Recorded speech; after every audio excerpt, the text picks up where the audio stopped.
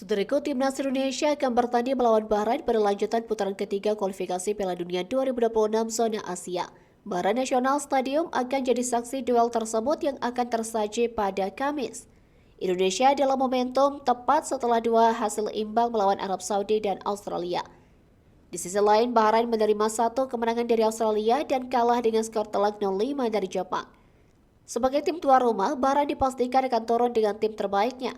Beberapa nama bisa jadi ancaman untuk skuad Garuda dalam misi membawa hasil maksimal. Tentunya Sintayong sudah memiliki solusi dan Indonesia dengan optimisme tinggi akan berjuang demi kemenangan.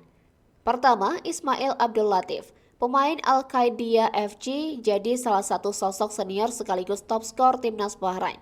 Dia mencatatkan 67 chops dan menyumbangkan 31 gol sejauh ini.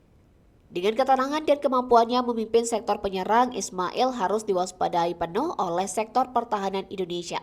Selain itu, dia membawa ambisi untuk membalas kekalahan memalukan dari Jepang dan menang atas Indonesia akan jadi suntikan motivasi bagi mereka. Kedua, Ali Madan. Ali merupakan pemain termahal Bahrain yang memiliki nilai pasar 52 miliar rupiah.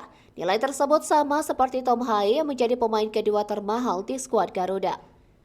Pemain Al-Raifa SC ini bisa bermain multiposisi seperti winger kanan, winger kiri, gelandang kanan, gelandang kiri, dan striker. Dia sudah mencatatkan 71 chops dan 11 assist selama berseragam Muharrabin Delmon.